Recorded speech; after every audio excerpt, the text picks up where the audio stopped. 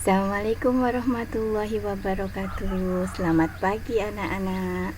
Bertemu kembali dengan Ibu pada materi sistem reproduksi pada manusia bagian yang keempat. Oke. Sebelumnya, apakah kalian tetap sehat semua? Oke. Tetap baik-baik ya. Meskipun di rumah tetap mengerjakan tugasnya, ya. Oke, baiklah anak-anak. Sebelum kita mulai materi kali ini, ya, maka coba apakah kalian masih ingat materi yang lalu? Pertemuan yang ketiga, ya. Masih ingat ini tidak, sayang? Ayo, apa ini? Masih ingat? Oke. Ini materi kemarin, ya, mengenai apa? Proses fertilisasi dan implantasi pada zigot, ya. Nih. Nah, yang ini apa ini? Ini peristiwa apa? Fertilisasi awal, ya. Oke, ini sel telur, ada sperma yang mengerumuninya. Ingat, kalian adalah seorang juara. Oke. Nah, selanjutnya, yang ini masih ingat juga? Ini juga sama. Ini adalah proses fertilisasi awalnya. Bagaimana sperma bisa membuahi sel telur. Kemudian ini masih ingat bagian-bagian dari sel telur, sehingga membutuhkan banyak sekali sperma untuk bisa meluluhkan ini semua, ya, dan bisa menembus atau membuahi inti sel telur, ya. Oke, kemudian yang ini. Ini apa ini? Ini adalah proses pembentukan atau terbentuknya bayi kembar, ya. Oke. Bahwa ada dua macam bayi kembar. Ada bayi kembar yang berasal dari satu sel telur atau dikenal dengan kembar identik. Ini hasilnya biasanya anak-anaknya akan memiliki ciri fisik yang hampir sama, ya, hampir sama meskipun tidak 100% sama, ya. Jadi dari satu telur yang dibuahi oleh dua sperma sekaligus, ya, dalam waktu yang bersamaan, memiliki kecepatan yang sama. Kok bisa begitu? Nah, tentunya karena sel telur ini begitu dibuahi oleh sperma langsung connect. Ada dua sperma yang masuk, maka dia akan segera membelah duplikasi dengan kecepatan yang tinggi. Saat itu juga dia membelah dengan kecepatan tinggi sehingga jumlah kromosomnya akan 2 kali lipat. Jadi masing-masing menjadi individu yang sempurna. Itu luar biasa, betul-betul itu adalah anugerah dan kuasa Allah Subhanahu wa taala, ya. Peristiwa yang luar biasa. Oke. Nah, kalau yang di sebelahnya ini adalah peristiwa bayi kembar namun yang berasal dari dua sel telur masing-masing dibuahi oleh sperma. Jadi ini setelah berada di dalam kandungan atau di rahim ibu. Ini di rahim ibu. Berkembangnya seperti ini. Berkembangnya sama, cuman nanti hasilnya beda, ya. Pada bayi kembar yang berasal dari dua sel telur itu ciri fisiknya biasanya jauh berbeda. Bisa kadang laki, satunya perempuan, ya. Satunya rambutnya keriting, rambutnya lurus, tergantung dari orang tuanya. Atau yang satu kulitnya ikut ibunya, yang satunya ikut bapaknya, dan lain sebagainya. Oke, masih ingat ya, sayang, ya? Oke, baiklah. Hari ini kita lanjutkan dengan materi berikutnya, yaitu sistem reproduksi yang bagian keempat. Nah, kita akan berbicara tentang apa? Di sini ada gambarnya apa ini? Virus AIDS. Berarti kita akan berbicara tentang ini, penyakit pada sistem reproduksi dan upaya penanggulangannya. Tujuannya apa? Supaya kita selalu bersyukur, kita bisa tahu bahwa kita berkembang dari makhluk yang sangat kecil, ya, dari zigot, dari satu sel menjadi besar seperti ini, ya. Kita harus mensyukuri itu. Dengan mensyukuri tentunya kita juga akan selalu menjaga organ reproduksi kita dengan baik, ya. Oke. Jadi dengan menjaga organ reproduksi baik, dengan menjaga kebersihan ya, maka kita sama saja menjaga apa yang sudah diberikan oleh Allah Subhanahu wa taala. Ya. Oke, jangan lupa itu. Oke. Sering mandi. Ini kalian suka males mandi. Masih males mandi enggak? Enggak ya, dari sekarang udah enggak ya. Setelah tahu bahwa organ reproduksi kita itu luar biasa, kita harus jaga dengan baik ya. Oke, lihat. Kemudian kita lihat sekarang seperti apa sih kelainan atau penyakit ya. Nih, penyakit pada sistem reproduksi yang sering dijumpai, salah satunya sering dikenal dengan nama gonoro. Nah, gonoro ini disebabkan oleh bakteri. Ini jenis bakterinya kurang lebih seperti ini. Namanya sih keren ya, tapi ini bakteri, Neisseria gonoro. Gonoro ini sering disebut dengan kencing nanah. Kenapa? Karena ciri-cirinya adalah pada organ laki-laki maupun perempuan mengeluarkan nanah ya. Nanah itu apa? Darah putih yang sudah kalah atau mati. Mati oleh siapa? Mati oleh Neisseria gonoro. Nah, efeknya seperti apa? Nah, efeknya seperti ini, nah. Oke. Biasanya bisa menyebabkan kebutaan pada bayi yang baru dilahirkan. Biasanya infeksinya ini dari ibunya. Kalau ibunya menderita gonoro, maka bayi yang dilahirkan itu bisa mengalami infeksi. Bisa menyebabkan apa? Kebutaan. Ya. Nah, bisa juga infeksinya itu dari saat awal fertilisasi, bisa juga oleh spermanya karena bapaknya mungkin mengalami gonoro. Nah, yang kalau udah dewasa itu akan terlihat seakan seperti ini. Nah ini, jadi ini terkenanya setelah dia sudah besar, sudah di luar kandungan ya, matanya menjadi seperti ini. Ya, ini berarti ciri dari penderita gonoro yang sudah cukup akut ya.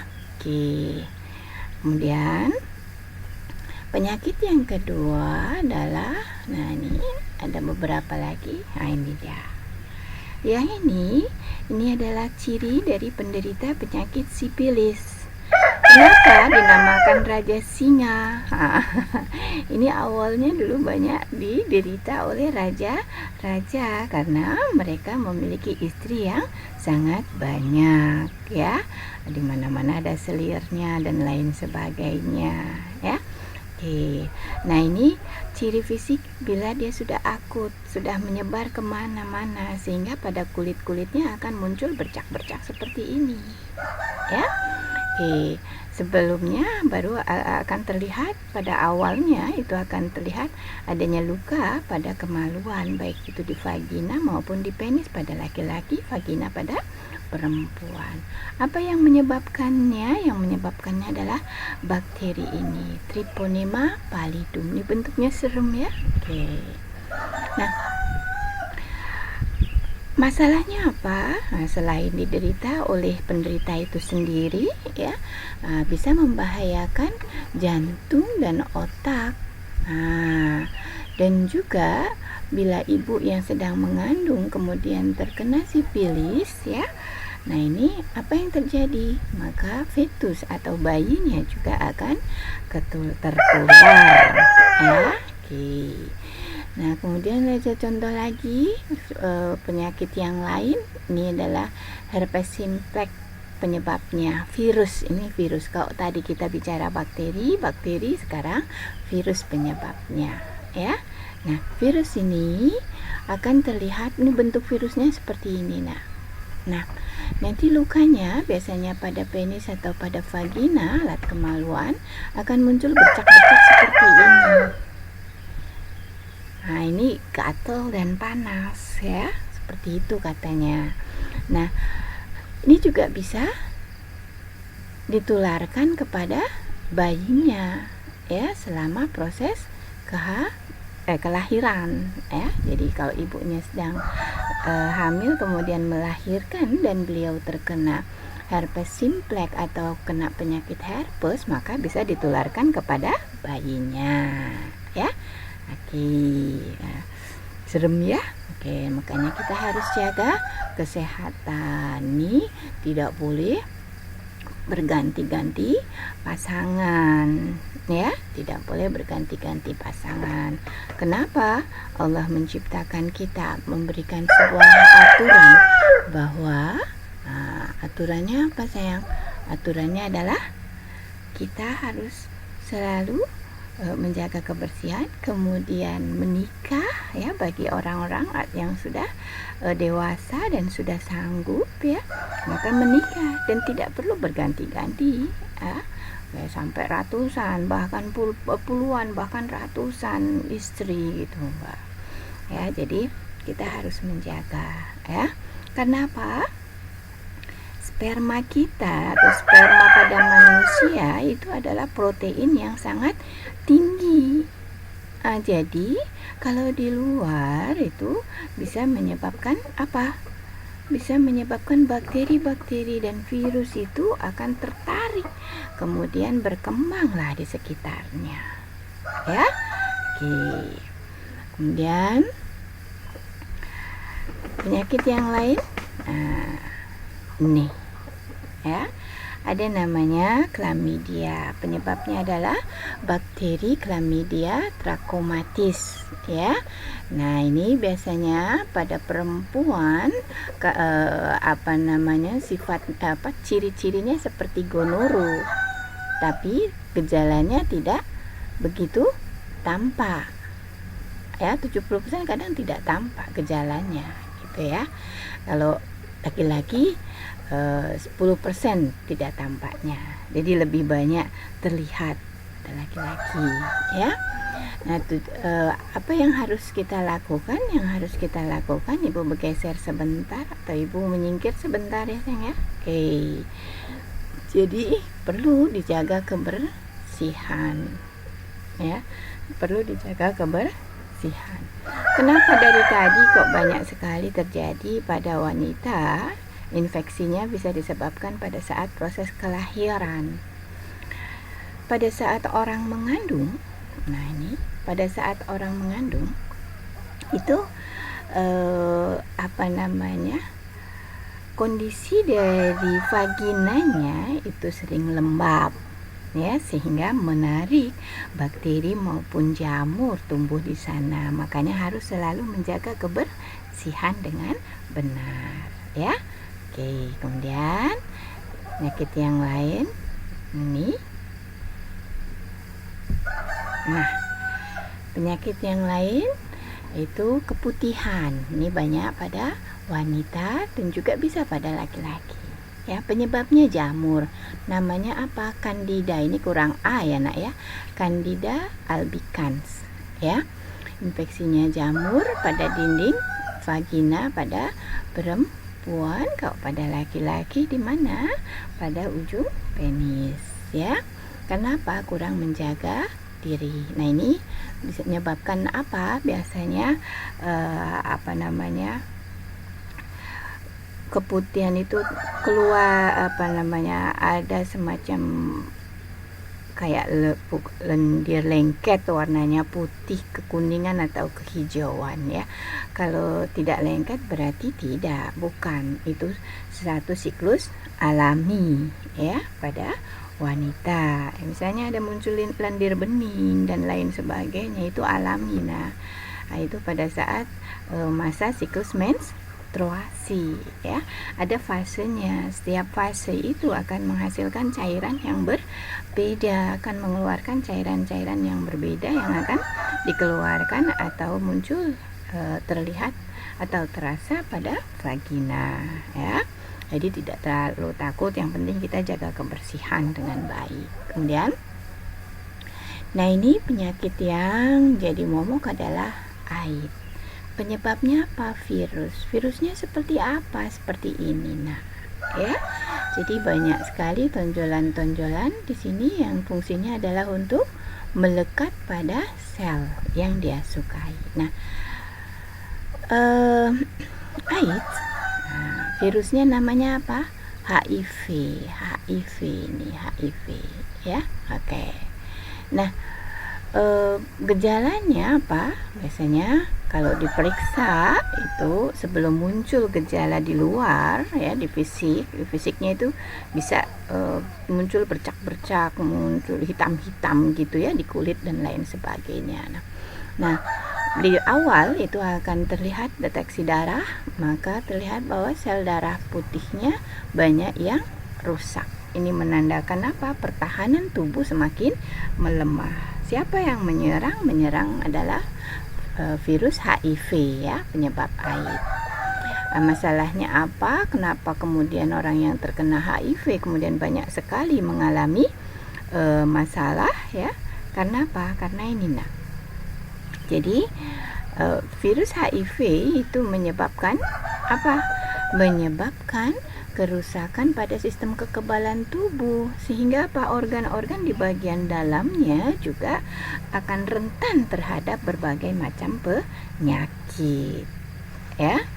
Nah, ini biasanya terdeteknya suka agak lebih sudah sudah cukup parah gitu ya, kulitnya bercak-bercak hitam dan lain sebagainya gitu ya. Gila. Nah, itulah nak beberapa contoh penyakit-penyakit pada sistem reproduksi ya, makanya kita perlu menjaga kebersihan. Nah, untuk bab ini, bab sistem reproduksi pada manusia berakhir ya nak ya. Oke. Pada minggu depan atau pertemuan berikutnya ya, kita akan melakukan ulangan. Oke, siap-siap ya. Kalian harus pelajari materi 1, 2, 3 sampai materi yang keempat. Oke, materi 1 apa? Materi 1 tentang organ-organ reproduksi dan pembelahan. Oke, ya. Nah, selanjutnya tugasnya adalah waktunya tugas. Oke. Ini nak tugasnya. Nah, sebetulnya kalau kita tidak sedang masa pandemi, ibu akan memberikan tugas seperti ini ya, yaitu melakukan wawancara, studi lapangan, wawancara terhadap personil-personil atau orang-orang yang bekerja di bidang kesehatan ya, bisa di klinik dan lain sebagainya. Namun karena kondisi seperti ini, supaya tetap berjalan tugasnya, ini adalah tugas proyek, bisa waktunya kurang lebih 1 minggu ya. Oke, bentuknya nanti laporan ya. Laporannya juga seperti biasa, difoto saja di ibu, nanti diserahkan ke ibu melalui WA aja ya. Nah, perubahannya apa? Studi lapangannya akan dirubah menjadi studi literatur dari media sosial tentang gangguan atau penyakit pada sistem reproduksi. Ibu minta berapa? 10 jenis. Oke, jangan lupa 10 jenis ya. Cuman 10 ya, 10 jenis. Oke, ya. Selanjutnya, selain itu ada 2 masalah yang harus bisa kalian pecahkan. Yang pertama adalah bagaimana cara penularan HIV atau AIDS ya. Jelaskan dan cara pencegahannya. Dan yang kedua, nih, mengapa kita harus menjaga kebersihan organ reproduksi kita dengan baik. Oke, itu saja anak-anak. Terima kasih. Selamat pagi. Wassalamualaikum warahmatullahi wabarakatuh. Sampai jumpa pada pertemuan berikutnya dalam ulangan reproduksi pada manusia. Oke. Assalamualaikum warahmatullahi wabarakatuh. Tetap sehat, tetap semangat. Allahu Akbar.